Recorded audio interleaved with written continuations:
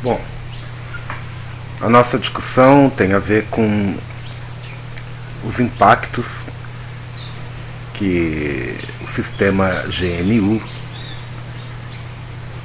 produziu na sociedade mundial,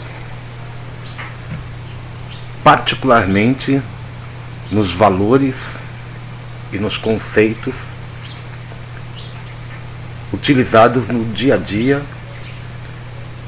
e no processo de contestação da sociedade capitalista. Isso significa duas coisas. A primeira é que o GNU e o Linux nascem como um modelo antiproprietário. Logo, é um modelo anticapitalista.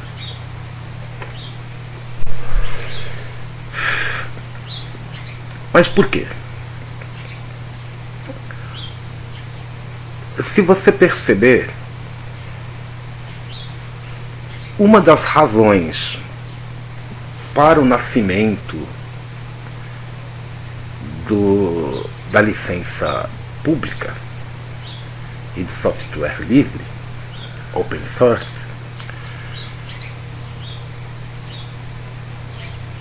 é a impossibilidade nos sistemas proprietários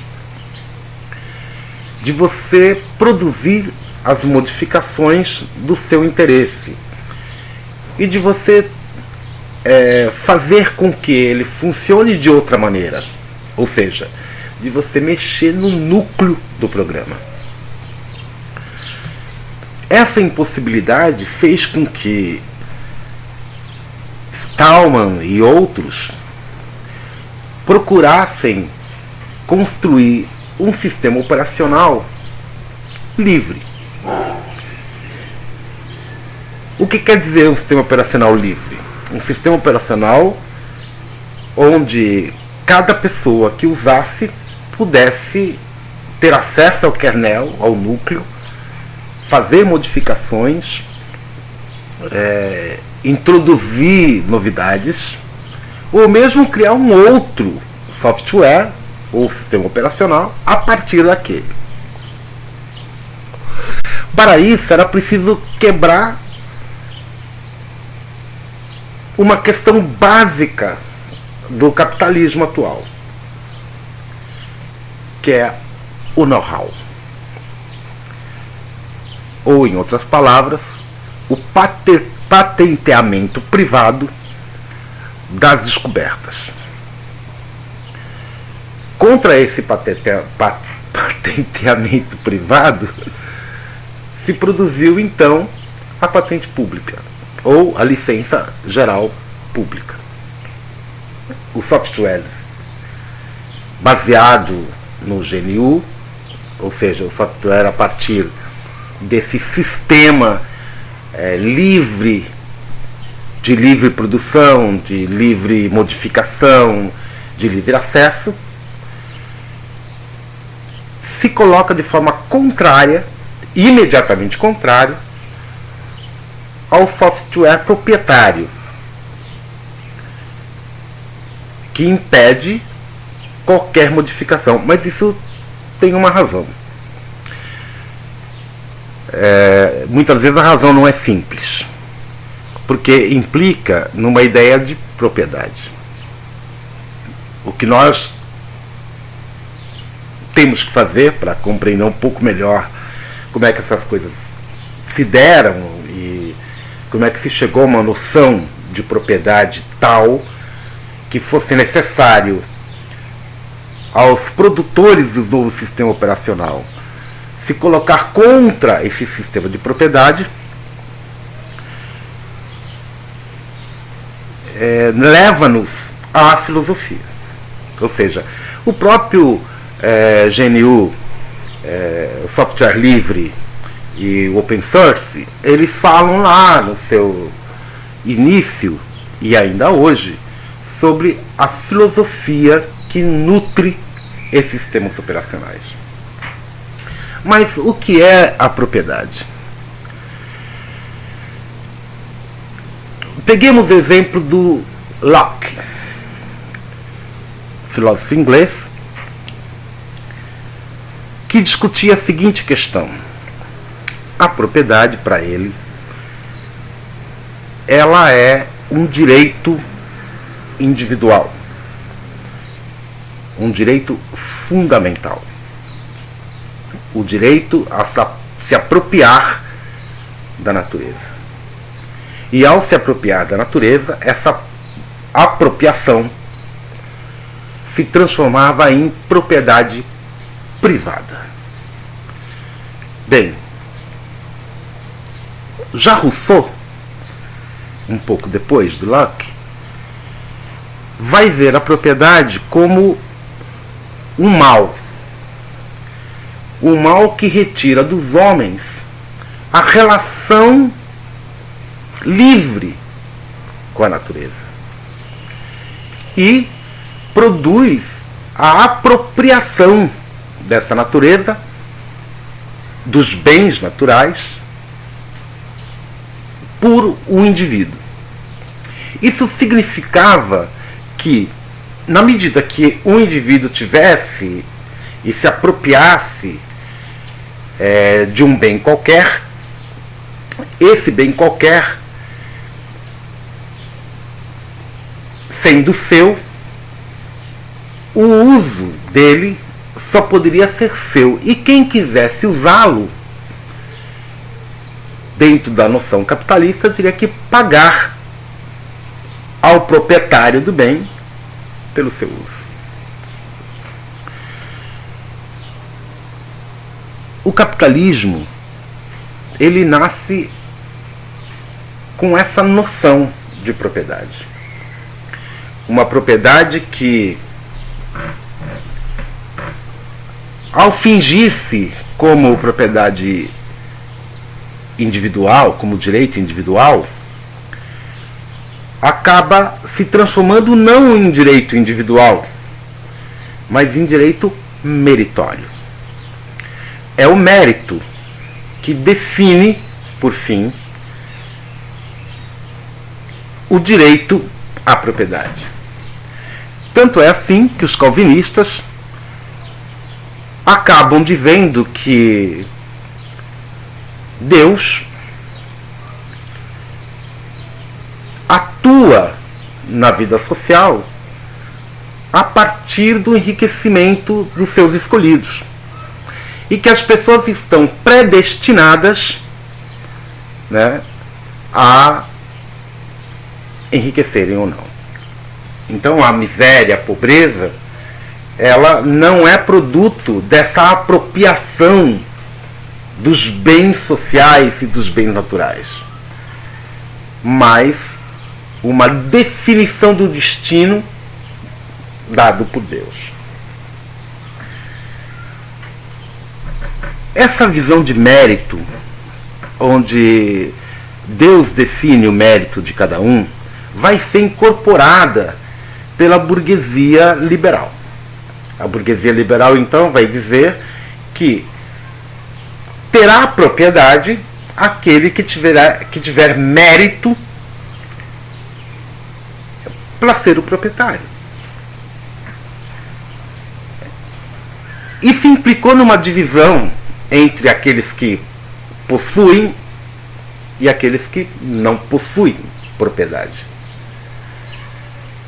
Essa divisão, já apontada por Rousseau lá atrás, vai ser fundamental para o crescimento das desigualdades sociais, para o crescimento das desigualdades regionais e também pelo apoderamento de certos grupos que, a partir da força do Estado, quer dizer, a partir da força da burguesia, que cria o Estado em seu nome, detém o domínio sobre as propriedades. Mas o que tem isso a ver com a discussão do software livre? Pois esse é o nosso tema.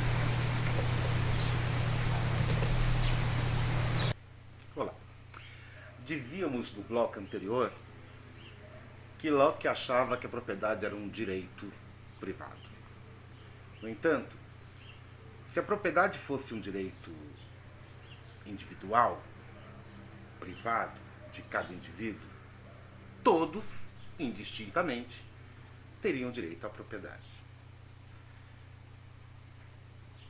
Então, se constituiria enquanto uma injustiça natural alguém não ter o que comer, por exemplo, ou não ter onde morar.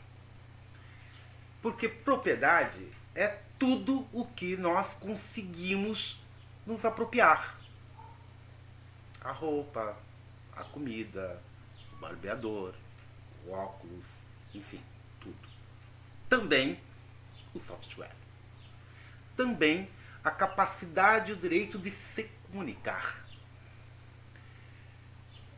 O Linux vem trazer, então, essa nova noção, uma noção diferenciada de propriedade. Onde a propriedade, ao ser um direito de todos, não poderia conviver com o know-how e a patente privada. A noção implica em pensar que todo conhecimento gerado hoje é produto do acúmulo de conhecimento de toda a humanidade anteriormente. Por um lado. Por outro, uma noção de direito onde todos teriam direito sobre todas as coisas produzidas pelo homem. Houve então uma mudança significativa nessa concepção. A primeira questão que podemos colocar é a seguinte: é que ao se criar a patente pública, se cria também uma noção de que se eu tenho direito à posse e à propriedade de alguma coisa, esse direito é meu, por um lado, mas ele implica uma responsabilização, por outro. Qual é a responsabilização? De se agregar conhecimento àquilo, deixar também livre este meu conhecimento para o outro. Ou seja, é a quebra do know-how, é a quebra da patente privada, hoje uma das principais características do enriquecimento dentro do capitalismo. Agora, compreendamos a diferença atualmente, entre você ter a propriedade de algo, e existe uma propriedade abstrata e uma propriedade concreta, e não tê-la. E o que você pode, então, se apropriar? Vejamos o exemplo da música.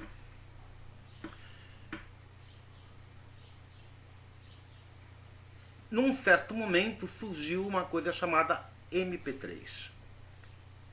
Antes havia surgido outras formas de compactação de música, de som.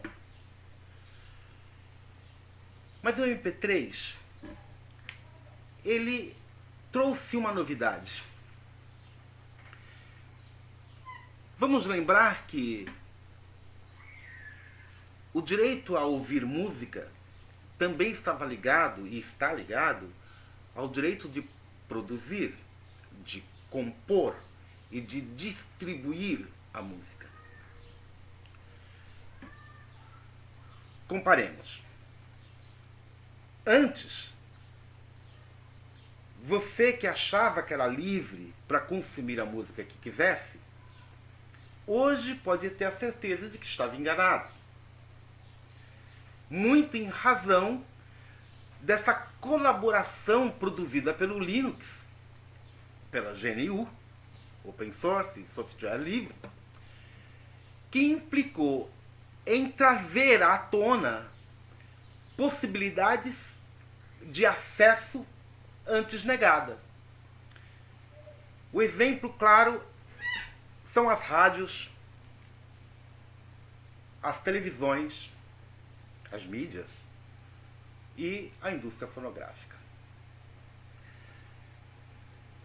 Você deve se lembrar como é que você fazia para ouvir música. Você ligava o rádio, sintonizava numa estação qualquer, ou ligava a TV, sintonizava numa televisão qualquer. Aí, claro que nós já temos alguns filtros. O rádio era mais acessível à maioria dos trabalhadores, a televisão inicialmente não foi tão acessível, e hoje é um pouco mais, ou bem mais, do que antes. Isso significava um filtro, né? Um filtro de quem tem acesso a escutar o rádio e a escutar e a assistir a televisão. Enganamos-nos se achamos que esse é o único filtro. Existe um outro filtro, que é o filtro da escolha. Fosse livre, haveria um conjunto enorme de escolha, mas não é assim. Os detentores dos rádios, quer dizer, os donos das rádios e os seus organizadores, escolhem, por vários processos, o tipo de música que você vai ouvir. Isso tem a ver com as exigências da indústria fonográfica, com as exigências comerciais de venda do produto, com as exigências da audiência. Uma audiência também que é construída sobre uma determinada, ou sobre um determinado enfoque. Por exemplo, se você toca mais música sertaneja, obviamente que as pessoas vão se acostumar com esse ritmo e com esse som, e vão consumir mais esse ritmo e esse som. Quem define as músicas que você ouve, portanto, são as rádios, ou eram as televisões.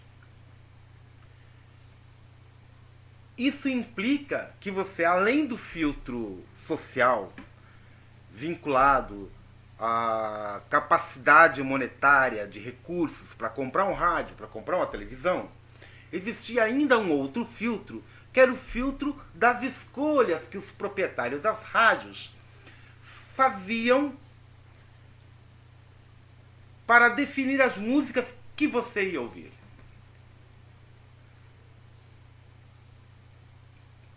Então você não era livre para ouvir. Você achava que era livre.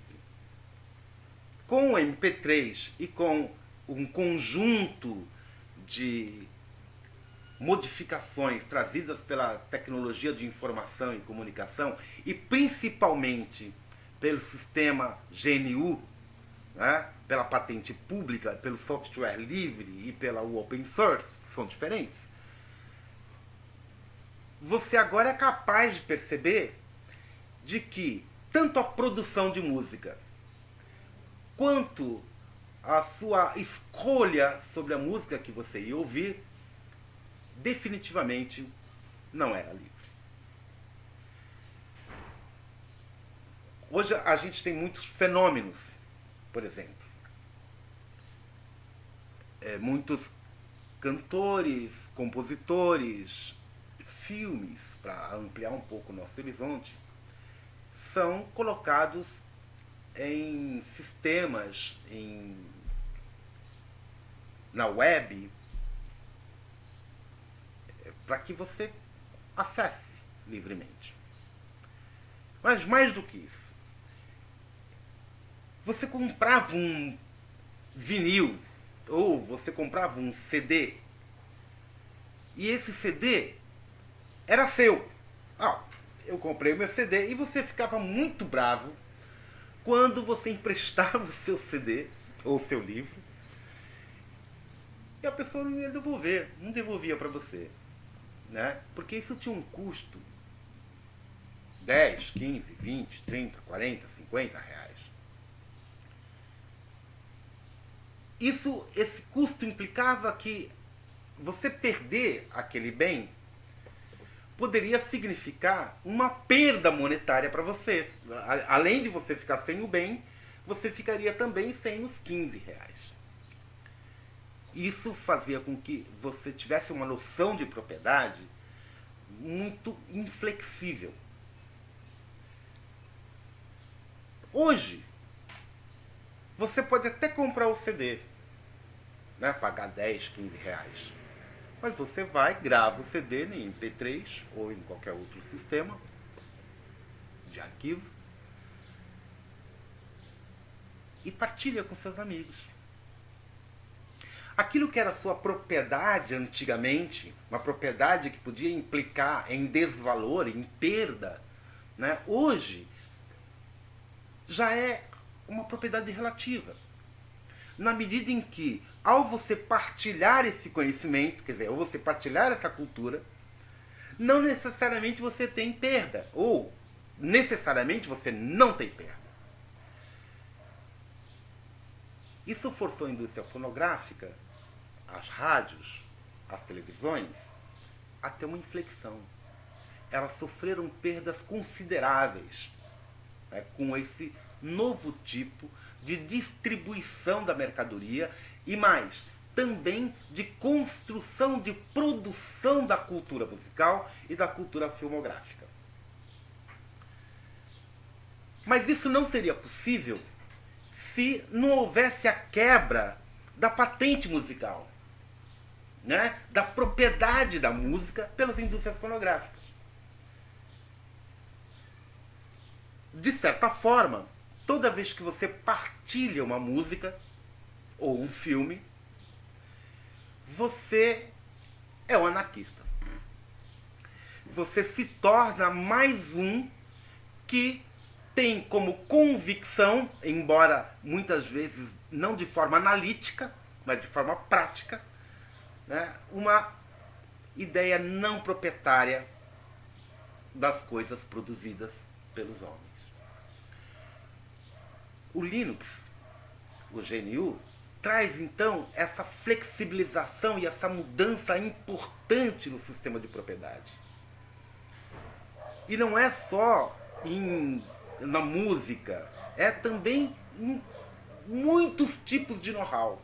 O conhecimento hoje, por exemplo, ele segue sendo partilhado de forma rápida, quase em tempo real, implicando em dificuldade para as editoras, em dificuldade também para as universidades, que antes eram um centro do conhecimento e as principais distribuidoras desse conhecimento. Olha como a ideia de GNU, de Linux, a ideia da propriedade livre, de livre distribuição, de livre produção, de livre modificação, tem um impacto na sociedade. Mas para além disso, além desse impacto na ideia de propriedade, também você vai ter um impacto na ideia de intimidade e na ideia de esfera pública. E esse então vai ser nossa próxima discussão no próximo bloco.